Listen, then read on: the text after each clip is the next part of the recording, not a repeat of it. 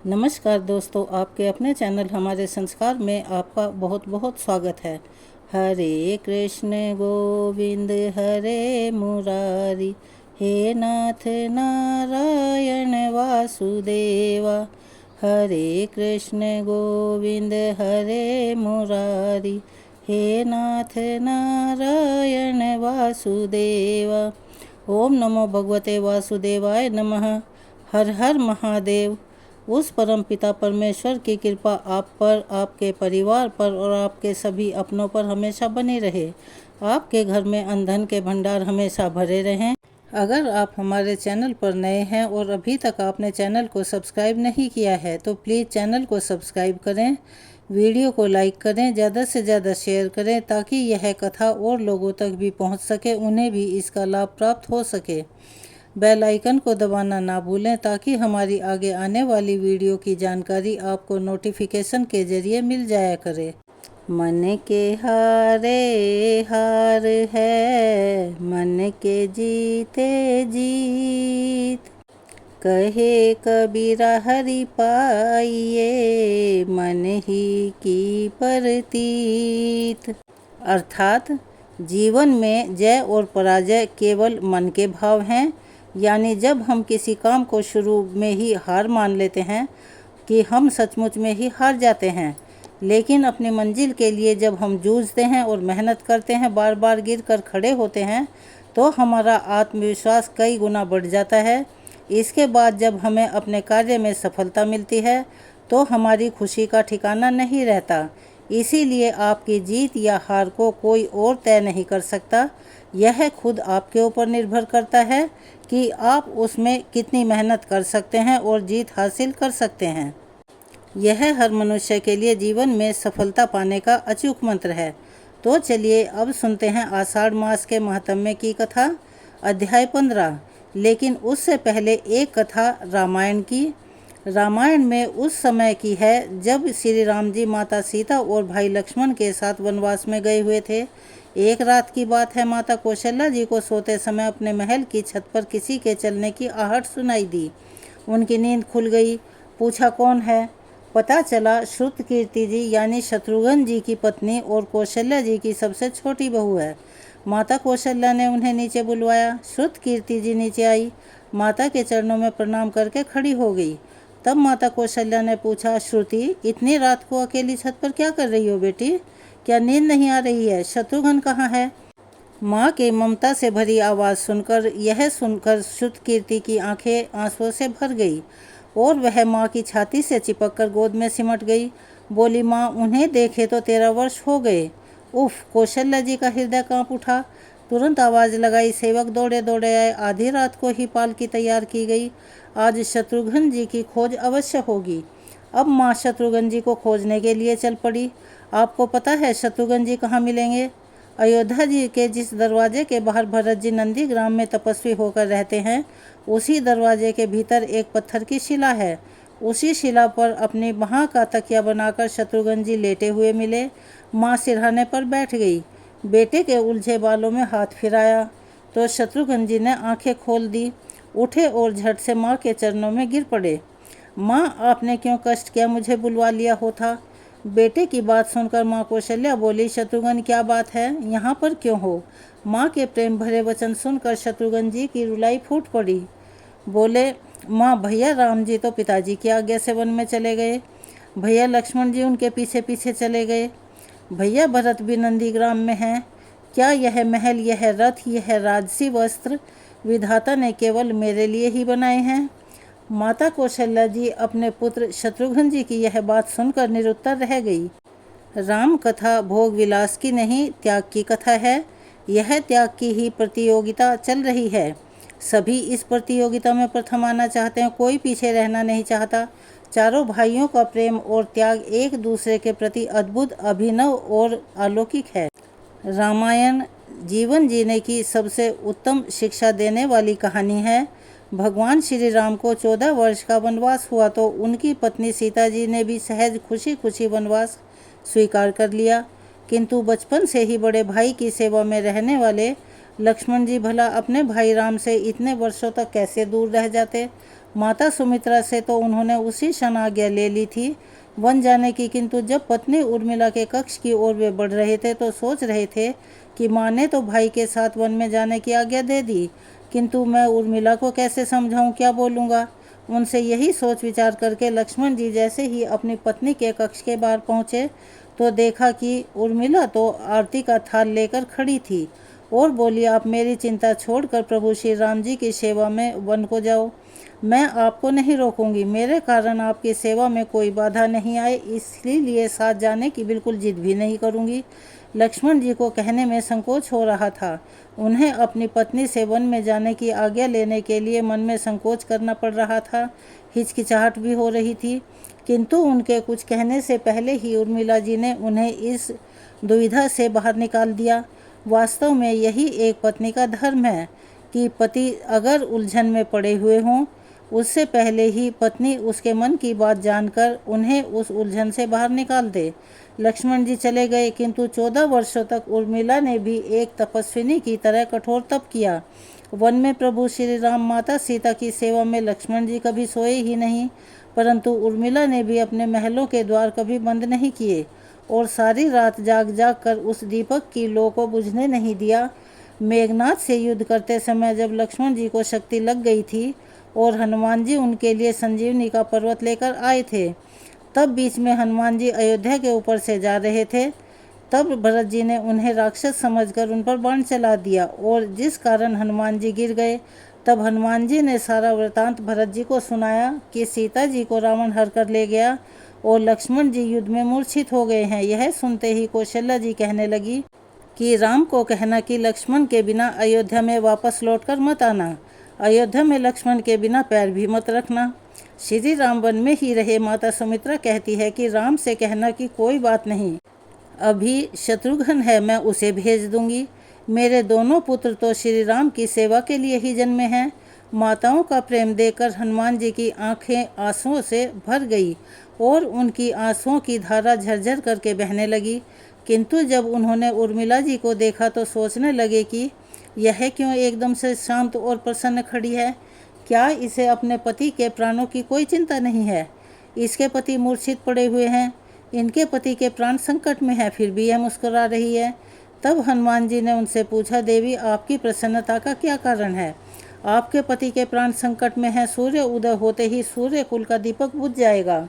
ऐसा उर्मिला जी का उत्तर सुनकर तीनों लोगों का कोई भी प्राणी उसकी वंदना किए बिना नहीं रह पाएगा। उर्मिला जी बोली, मेरा दीपक संकट में है, वह बुझ ही नहीं सकता। रही बात सूर्योदय की, तो आप चाहें तो कुछ दिन अयोध्या में विश्राम कर लीजिए, क्योंकि आपके वहां पहुंचे बिना सूर्य उदित हो ही नहीं सकते। आपने कहा कि प्रभु श्री राम मेरे पति को अपनी गोद में लेकर बैठे हैं। जो योगेश्वर प्रभु श्री राम की गोदी में लेटा हो, काल तो उसे छू भी नहीं सकता। यह तो वह दोनों लीला कर रहे हैं। मेरे पति जब से बन गए हैं तब से सोए नहीं हैं। उन्होंने ना सोने का प्रण लिया है, इसीलिए वे तो बस थोड़ी देर के लिए विश्राम कर रहे हैं, और जब भगवान की गोद विश्राम के लिए मिल गई तो यह विश्राम थोड़ा ज़्यादा हो गया। जल्दी ही वे उठ जाएंगे, चिंता मत करो। और शक्ति मेरे पति को लगी ही नहीं, शक्ति तो प्रभु श्री राम जी को लगी है। मेरे पति की तो हर श्वास में राम है, हर धड़कन में राम, उनके रोम रोम में राम है, उनके खून की हर बूंद में राम है। और जब उनके शरीर और आत्मा में सिर्फ राम बसे हैं तो शक्ति राम जी को ही लगी है ना, दर्द राम जी को ही तो हो रहा है ना। इसीलिए हनुमान जी आप चिंता मत कीजिए, निश्चिंत होकर जाइए, सूर्य उदित नहीं होंगे। राम राज्य की नींव जनक जी की बेटियां थी, कभी सीता जी तो कभी उर्मिला। भगवान श्री राम ने तो केवल राम राज्य का कलश स्थापित किया था, किंतु वास्तव में राम राज्य इन सब के प्रेम, त्याग का समर्पण और बलिदान से ही संभव हो सका। जिस मनुष्य में प्रेम, त्याग, समर्पण की भावना हो, उस मनुष्य में तो श्री राम ही बसते हैं ना। आज के इस दौर में भागम भाग भरी जिंदगी में अगर आपको कभी भी थोड़ा सा समय मिले तो अपने वेद, पुराण, गीता, रामायण जैसे ग्रंथों को पढ़ने और समझने की कोशिश करें। हर व्यक्ति को उसमें अपने जीवन की कुछ न कुछ छवि दिखाई देगी और आपको जीवन जीने का एक हौसला और अलग ही नज़रिया प्राप्त होगा। नगरी हो अयोध्या सी, रघुकुल सा घराना हो, चरण हो राघव के, जहाँ मेरा ठिकाना हो। लक्ष्मण सा भाई हो, कौशल्या सी माई हो, स्वामी तुम जैसा मेरा रघुराई हो। त्याग भरत जैसा सीता सी नारी हो, लव कुश के जैसी संतान हमारी हो। श्रद्धा हो श्रवण जैसी, शबरी सी भक्ति हो, निष्ठा हो हनुमत जैसी, शक्ति रामायण हो। तो चलिए मेरे साथ एक बार श्रद्धा से बोलिए जय श्री राम। चलिए अब शुरू करते हैं आषाढ़ माहत्म की कथा। देवऋषि नारद से श्री ब्रह्मा जी इस प्रकार कहते हैं कि हे नारद, गौतमी तट पर जो विख्यात पुत्र तीर्थ है वह पुण्य तीर्थ कहलाता है।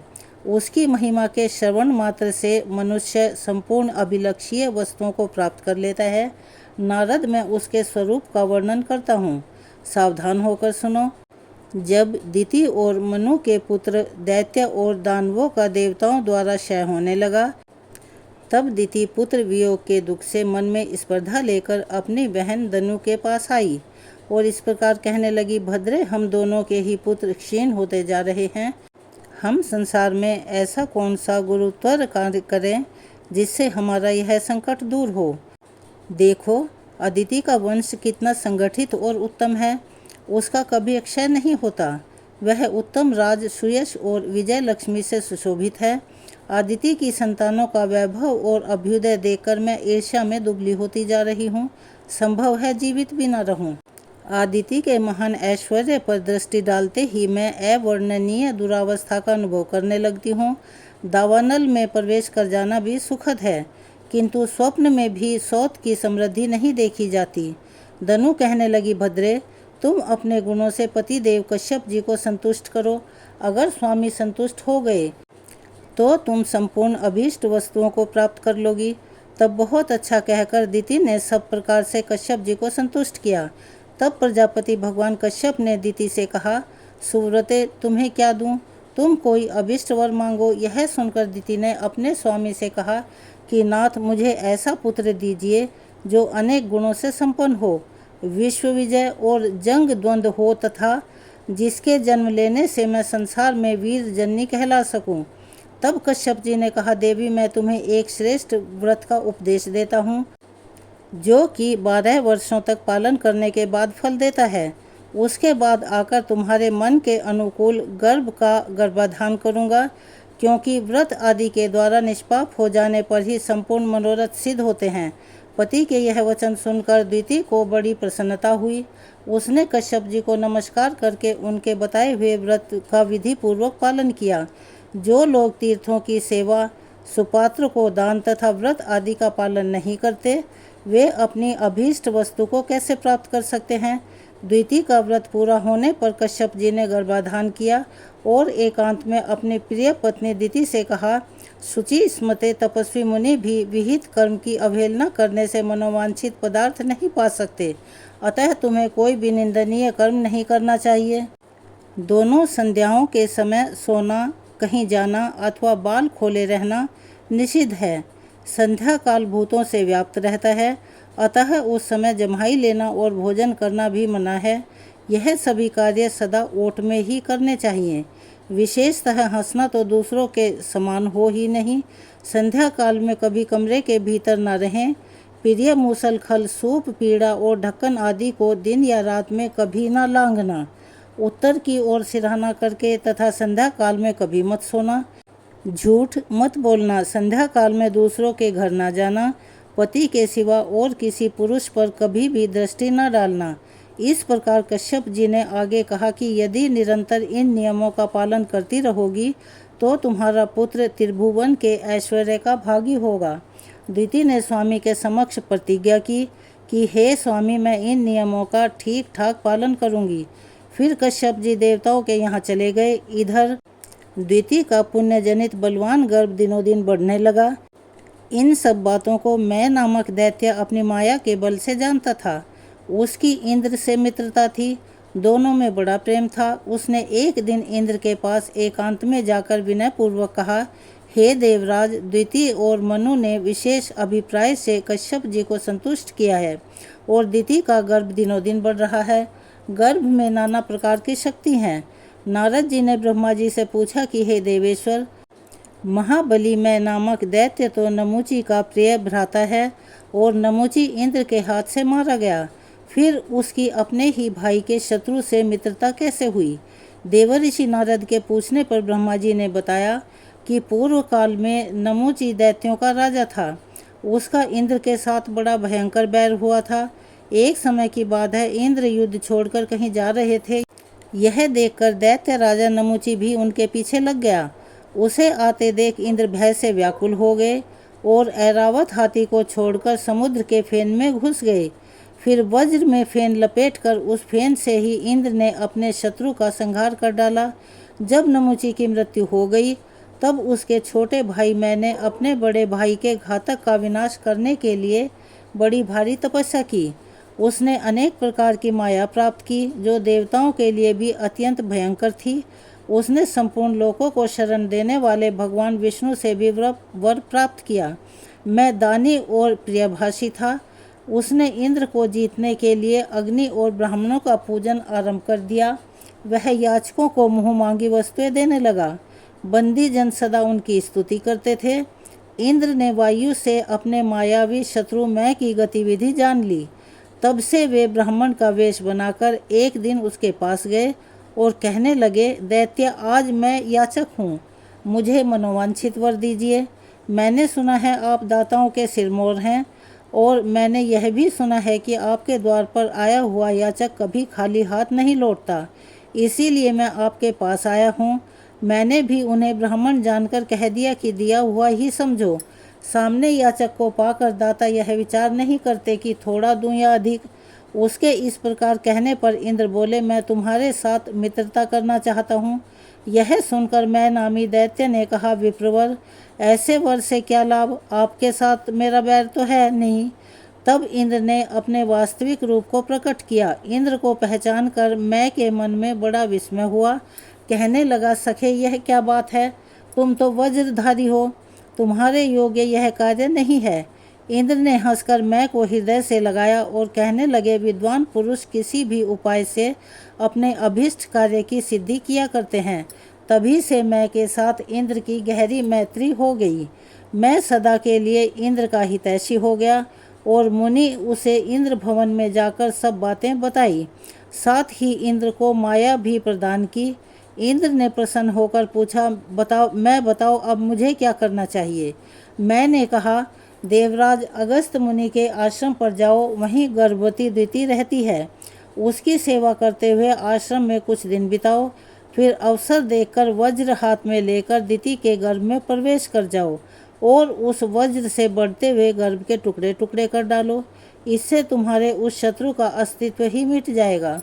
देवराज इंद्र ने बहुत अच्छा कहकर मैं की प्रशंसा की और विनीत की भांति माता द्वितीय के पास गए। वहां जाकर दैत्य माता की सेवा में लग गए। उनके मन में क्या बात है, इस बात का द्वितीय को कुछ भी पता नहीं था। उनके गर्भ में जो मुनि का अमोघ तेज था, वह किसी के लिए भी दुर्धर्ष था। देवराज इंद्र गर्भ के भीतर प्रवेश करने की इच्छा से अवसर की प्रतीक्षा करते हुए बहुत समय तक वहां रहे। एक दिन द्वितीय संध्या काल में उत्तर की ओर सिरहाना करके सो रही थी। इंद्र ने मन में कहा, यही अच्छा अवसर है। ऐसा कहकर वे वज्र हाथ में लेकर द्वितीय के उदर में प्रवेश कर गए। गर्भ में जो बालक था वह आयुध लिए मारने की इच्छा से आए हुए इंद्र को देखकर तनिक भी भयभीत नहीं हुआ और कहने लगा, वज्रधारी इंद्र, मैं तुम्हारा भाई हूँ, तुम मेरी रक्षा क्यों नहीं करते? क्या मुझे मारना चाहते हो? युद्ध के बिना अन्य अवसर पर किसी को भी मारने से बढ़कर भला दूसरा कोई पाप होगा क्या? मैं गर्भ से बाहर आ जाऊं तब तुम मुझे युद्ध कर लेना। यहाँ आकर इस प्रकार मारना तुम्हारे लिए उचित नहीं है। बड़े लोग विपत्ति में पड़ने पर भी कुमार्ग पर पैर नहीं रखते। मैंने ना तो अभी विद्या पढ़ी है, ना शस्त्र चलाना सीखा है, और ना आयुध का संग्रह ही किया है। तुम तो विद्वान हो, तुम्हारे हाथ में वज्र भी शोभा पा रहा है। यह मुझे समय तुम्हें लज्जा नहीं आती? कुलीन पुरुष भी कभी कुत्सित कर्म नहीं किया करते। मुझे मारने से तुम्हें क्या मिलेगा? यश या पुण्य? गर्भ में आए हुए प्राणी इच्छा अनुसार मारे जा सकते हैं, किंतु इसमें कौन सा पुरुषार्थ है? भाई, यदि तुम्हें युद्ध से प्रेम है और तुम मुझे युद्ध करना ही चाहते हो, मुझे मारना ही चाहते हो, तो निसंदेह चले आओ। ऐसा कहकर वह बालक भी इंद्र की ओर मुक्का तानकर खड़ा हो गया और कहने लगा, इंद्र, मुझे मारने से तुम बलशाली, ब्रह्मघाती और विश्वासघाती कहलाओगे। यही तुम्हें फल मिलेगा। फिर किस लिए मुझे मारने को तैयार हुए? संपूर्ण चराचर जगत जिसकी आज्ञा के अधीन चल रहा हो, वह मुझ जैसे अबोध बालक की हत्या करे, इसमें कौन सा यश और क्या पुरुषार्थ है? गर्भ का बालक यूं ही कहता रहा, किंतु देवराज इंद्र ने अपने वज्र से उस बालक के टुकड़े टुकड़े कर दिए। सच ही है, क्रोधाग्नि में जलते हुए और लोभी मनुष्य को किसी पर भी दया नहीं आती। इतने पर भी गर्भस्थ बालक की मृत्यु नहीं हुई। तब सभी टुकड़े जीवित बालकों के रूप में परिणित हो गए और दुख से रोते हुए कहने लगे कि क्यों मारते हो? हम तुम्हारे भाई हैं। किंतु इंद्र ने उनकी एक भी बात नहीं सुनी। उन टुकड़ों के भी टुकड़े टुकड़े कर डाले, लेकिन वे भी जीवित होकर रोने लगे। इंद्र, हमें मत मारो, हम तुम पर विश्वास करते हैं। इस समय माता के गर्भ में पड़े हैं और तुम्हारे ही भाई के समान हैं। परंतु कौन सुनता था? जिनकी बुद्धि द्वेष से नष्ट हो गई हो, जिनके चित्त में करुणा का एक कण भी नहीं रह जाता, गर्भ के सभी टुकड़े हाथ पैर और नूतन जीव से युक्त हो गए। उनमें किसी प्रकार का विकार नहीं रह गया। उनकी संख्या 1 से बढ़कर 49 हो गई। यह देख इंद्र को बड़ा विस्मय हुआ और वे टुकड़े सब के सब रो रहे थे। तब इंद्र ने उन्हें सांत्वना देते हुए कहा, मारुतः अर्थात मत रो। उनके ऐसा कहने से ही उनका नाम मरुत हो गया। वे गर्भ में ही अत्यंत बलवान और महापराक्रमी हो गए।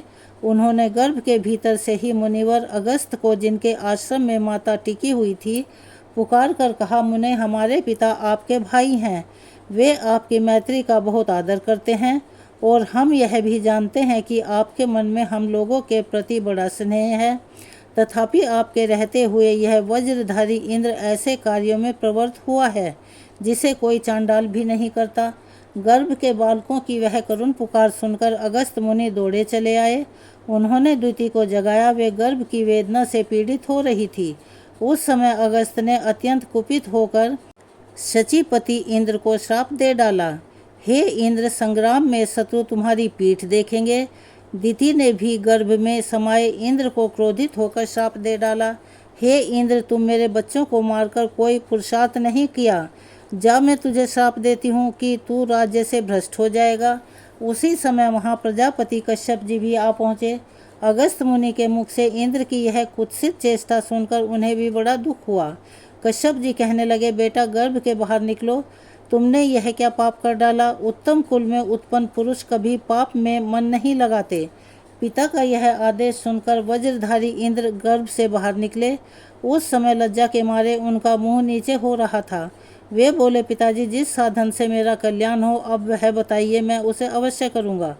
तब कश्यप जी बोले, लोकपालों के साथ मेरे पास आए और हे नारद सभी बातें बताकर पूछने लगे कि हे ब्रह्मा जी, दिति के गर्भ की शांति, गर्भस्थ बालकों की इंद्र के साथ मित्रता, उन बालकों की निरोग, इंद्र की निर्दोष तथा अगस्त के दिए हुए श्राप का क्रमशः उद्धार कैसे हो।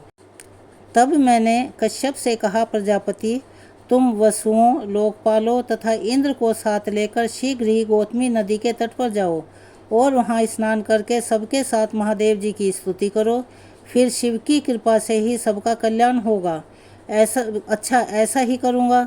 ऐसा कहकर कश्यप मुनि गौतमी नदी के तट पर चले गए और देवेश्वर भगवान शिव की स्तुति करने लगे। समस्त दुखों को दूर करने के लिए 2 ही देवता समर्थ बताए गए हैं। एक तो परम पवित्र गौतमी नदी और दूसरे करुणा निधि शिव। कश्यप जी बोले, देवेश्वर शंकर मेरी रक्षा कीजिए, लोक बंधित परमेश्वर मेरी रक्षा कीजिए, सबको पवित्र करने वाले वागीश रक्षा कीजिए, सर्पों का आभूषण पहनने वाले शिव रक्षा कीजिए, धर्म स्वरूप वृषभ पर सवारी करने वाले हे देवता रक्षा कीजिए, तीनों वेद जिनके नेत्र हैं ऐसे भगवान त्रिलोचन रक्षा कीजिए, रक्षा कीजिए। गज चर्म का वस्त्र धारण करने वाले शिव मेरी रक्षा कीजिए, त्रिपुर हर रक्षा कीजिए, अर्धचंद्र से विभूषित हे नाथ रक्षा कीजिए, यज्ञेश सोमनाथ रक्षा कीजिए, मनवांछित फलों के दाता रक्षा कीजिए, करुणा धाम रक्षा कीजिए, मंगल दाता रक्षा कीजिए, सबकी उत्पत्ति के हेतु भूत परमात्मा रक्षा कीजिए, पालन करने वाले हे वास्तव रक्षा कीजिए, भास्कर तेज रक्षा कीजिए, ब्रह्म वंदित शिव रक्षा कीजिए, सिद्धेश्वर रक्षा कीजिए, हे पूर्ण परमेश्वर आपको नमस्कार है। करुणा सागर शिव भयंकर संसार रूपी दुर्गम प्रदेश में विचरने के कारण जिनका चित्त उद्विग्न हो रहा है, ऐसे जीवों के लिए आप ही शरण हैं। इस प्रकार स्तुति करने वाले कश्यप जी के समक्ष भगवान शंकर प्रकट हुए और उनसे वर मांगने को कहा। कश्यप जी ने विनीत होकर भगवान शिव से इंद्र की समस्त चेष्टाओं का विस्तार पूर्वक वर्णन किया। साथ में यह भी बताया कि मेरे पुत्रों का जो नाश हो रहा है उसमें परस्पर शत्रुता बढ़ रही है। इंद्र को पाप और शाप की प्राप्ति हुई है, वह सब शांत हो जाए। यह सुनकर भगवान शंकर ने कहा, आपके जो 49 पुत्र मरुदगण हैं वे सब सौभाग्यशाली और इंद्र के साथ सदा यज्ञ के भागी होंगे। जिस जिस यज्ञ में इंद्र का भाग होगा उसमें उनसे भी पहले मरुत का भाग होगा, इसमें तनिक भी संदेह नहीं है। मरुत गणों के साथ रहने पर कभी कोई इंद्र को जीत नहीं सकता, फिर तो वे ही सदा विजयी रहेंगे। इतना कहकर शंकर जी ने मुनि श्रेष्ठ अगस्त्य से कहा, मुनि तुम शचीपति इंद्र पर क्रोध मत करो, महामते शांत हो जाओ। मरुदगण अमर हो गए। फिर दिति से भी शिवजी ने कहा, देवी मेरे एक ऐसा पुत्र हो जो तीनों लोकों के ऐश्वर्य से सुशोभित रहे। इस बात का चिंतन करती हुई तुम तपस्या में प्रवृत्त हुई थी, तुम्हारा वह मनोरथ अब सफल हो गया। तुम्हारे यह पुत्र अधिक गुणशाली, बलवान और शूरवीर हैं, अतः अब तुम अपनी मानसिक चिंता छोड़ दो। सुंदरी अब तुम संचय रहित होकर अन्य वर भी मांगो। भगवान शंकर के कहने पर दिति बोली, भगवान लोक में यही बड़ी बात समझी जाती है कि माता पिता को पुत्र का दर्शन हो, विशेषतः माता के लिए भी यह बहुत प्रिय बात है। इसमें भी रूप, संपत्ति, शौर्य और पराक्रम से संपन्न एक भी पुत्र हो तो बड़े भाग्य की बात है। फिर यदि बहुत से उत्तम और गुणवान पुत्र प्राप्त हों तो कहना ही क्या है। मेरे पुत्र आपके प्रभाव से विजयी और बली हुए हैं, वे वास्तव में इंद्र के भाई और प्रजापति के पुत्र हैं। हे देव, जहाँ अगस्त और गौतमी गंगा के प्रसाद के साथ साथ आपका भी प्रसाद प्राप्त हो, वहाँ शुभ होने में क्या संदेह है। यद्यपि मैं कृतार्थ हो गई, फिर भी भक्ति पूर्वक आपसे कुछ निवेदन करती हूँ। देव मेरी बात सुनिए और संसार का कल्याण कीजिए। संतान की प्राप्ति संसार में दुर्लभ है, विशेषतः माता के लिए पुत्र का होना और भी प्रिय है। पुत्र भी यदि गुणवान, धनवान और आयुष्मान हुआ तब तो भला कहना ही क्या है। इस लोक और परलोक में उत्तम फल की इच्छा रखने वाले सभी प्राणियों को गुणवान पुत्र की प्राप्ति सदा ही अभीष्ट है, अतः वह स्नान करने से इस दुर्लभ फल की प्राप्ति हो सके, ऐसी कृपा कीजिए। प्रभु भगवान शंकर बोले, निसंतान होना बहुत बड़े पाप का फल है। स्त्री या पुरुष कोई भी यदि निसंतान हो तो वहाँ स्नान करने मात्र से उसके इस दोष का नाश हो जाता है। जो इस स्तोत्र का पाठ करेगा उसे यहाँ स्नान करने का फल भी प्राप्त होगा। जो 3 मास तक यह स्नान और दान करता है उसे पुत्र की प्राप्ति होती है। पुत्रहीन स्त्री यहाँ स्नान करके पुत्र प्राप्त कर सकती है। रीति सनाता स्त्री यदि यहाँ आकर स्नान करे उसके अनेकों पुत्र प्राप्त होते हैं और वह 3 महीने के अंदर ही गर्भवती हो जाती है। जो पितृ दोष से तथा धन अपहरण करने के दोष से पुत्र लाभ से वंचित है, उनके लिए यह गौतमी नदी परम उद्धार का कारण है। यहाँ पितरों को पिंडदान देने, तर्पण करने तथा कुछ स्वर्ण दान करने से निश्चय ही पुत्र होता है। जो धरोहर हड़प लेते हैं, रत्नों की चोरी करते हैं तथा पितरों का श्राद्ध कर्म छोड़ देते हैं, उनके वंश की वृद्धि नहीं होती। जो पाप करके उसका प्रायश्चित किए बिना ही मर जाते हैं, उन सभी की यही गति होती है। जो तीर्थों का सेवन करते हुए जीवन बिताते हैं, उन्हें श्रेष्ठ संतान की प्राप्ति होती है। जो दिति और गंगा के संगम में स्नान करते हैं, अनादि अपार अजय सच्चिदानंदमय लिंग स्वरूप ज्योतिर्मय तथा अनामय महादेव भगवान सिद्धेश्वर का अनेक उपचारों से भक्ति पूर्वक पूजन करता है, चतुर्दशी और अष्टमी को इस स्तोत्र द्वारा स्तुति करता है तथा यहाँ गंगा के तट पर ब्राह्मणों को अपनी शक्ति के अनुसार स्वर्ण देता है और भोजन कराता है, उसे अनेक पुत्र प्राप्त होते हैं। यह संपूर्ण लक्षित वस्तुओं को प्राप्त करके अंत में भगवान शिव के धाम को जाता है। और जो इस स्तोत्र के द्वारा कहीं भी मेरी 6 महीने स्तुति करता है, उसे पुत्र प्राप्त होता है। अगर उसकी स्त्री बंध्या अर्थात बांझ भी हो तो भी वह निसंदेह पुत्रवती हो जाती है। तब से उस तीर्थ का नाम पुत्र तीर्थ हो गया। वहाँ स्नान दान आदि करने से समस्त कामनाओं की पूर्ति होती है। मरुत गणों के साथ मैत्री होने के कारण उसे मित्र तीर्थ भी कहते हैं। यहाँ स्नान करने से इंद्र निष्पाप हुए थे, इसीलिए यह इंद्र तीर्थ या शुक्र तीर्थ भी कहलाता है। जहाँ इंद्र को अपनी खोई हुई लक्ष्मी प्राप्त हुई, वह कमला तीर्थ कहलाया। यह सभी तीर्थ समस्त अभीष्ट पदार्थों को देने वाले हैं। भगवान शिव ऐसा कहकर कि यहाँ सभी कामनाएं पूर्ण होंगी अंतर्ध्यान हो गए। फिर कश्यप और सभी लोग कृतकृत्य होकर जैसे आए थे वैसे ही लौट गए। तो आज की कहानी को हम यहीं विराम देते हैं। इसके आगे का वृतांत हम आने वाली वीडियो में सुनाएंगे, कृपया उसका इंतज़ार ज़रूर कीजिए। और अगर आप हमारे चैनल पर नए हैं, अभी तक आपने चैनल को सब्सक्राइब नहीं किया है, तो प्लीज़ हमारे चैनल को सब्सक्राइब करें, वीडियो को लाइक करें, ज़्यादा से ज़्यादा शेयर करें ताकि इस कथा का लाभ और लोग भी उठा सकें। बेल आइकन को दबाना ना भूलें ताकि हमारी आगे आने वाली वीडियो की जानकारी आपको मिल जाया करे। कमेंट्स बॉक्स में हर हर महादेव, जय श्री कृष्णा, राधे राधे लिखना ना भूलें। अपना सहयोग और प्यार हमें ऐसे ही प्रदान करते रहें। धन्यवाद।